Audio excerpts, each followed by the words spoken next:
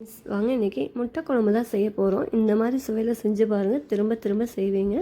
அந்த அளவுக்கு டேஸ்ட் ரொம்ப நல்லாயிருக்கும். இது கடாயில் பார்த்திங்கன்னா ஒரு 2 ஸ்பூன் எண்ணெய் சேர்த்துட்டு ஒரு கைப்பிடி அளவுக்கு நம்ம சின்ன வெங்காயம் சேர்த்துருக்குறோம். அதையும் சேர்த்து நல்லா வதக்கி கொடுத்துட்டு கூடயே 2 பிரிஞ்சில் ஒரு 2 கிராம்பு ஒரு ஏலக்காய் சேர்த்து நல்லா வதக்கி கொடுத்துக்கலாம். இந்தளவுக்கு வதங்கினதுக்கப்புறம் நம்ம தேங்காய் துருவல் ஒரு கப் சேர்த்துருக்குறேன். அதையும் சேர்த்து வதக்கி கொடுத்துட்டு நல்லா அந்த ஈரத்தன்மை போக நல்லா வதக்கிக்கலாங்க.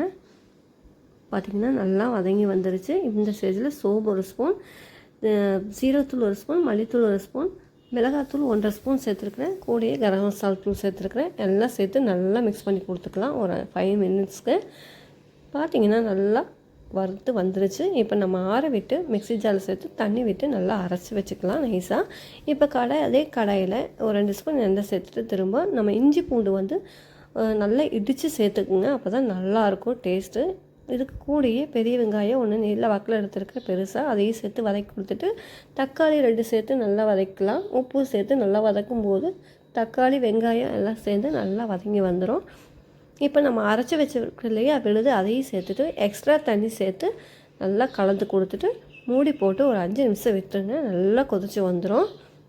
பார்த்திங்கன்னா நல்லா கொதித்து அந்த பச்சை வாசனை போக கொதித்து வந்துருச்சு. இப்போ நம்ம முட்டை இந்த மாதிரி ஒரு 7 முட்டை எடுத்துருக்கேன். இந்த மாதிரி கீத்து போட்டு வச்சுக்கோங்க. அப்போ தான் இந்த காரமெல்லாம் முட்டையில் இறங்கும்.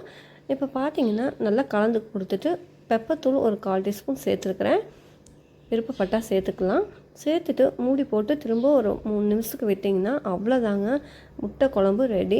சுவையாக டேஸ்ட்டாக ரொம்ப நல்லாயிருக்கும். பிடிச்சிருந்தால் லைக் பண்ணுங்கள், ஷேர் பண்ணுங்கள். மறக்காமல் ரைஸ் சேனலையும் சப்ஸ்கிரைப்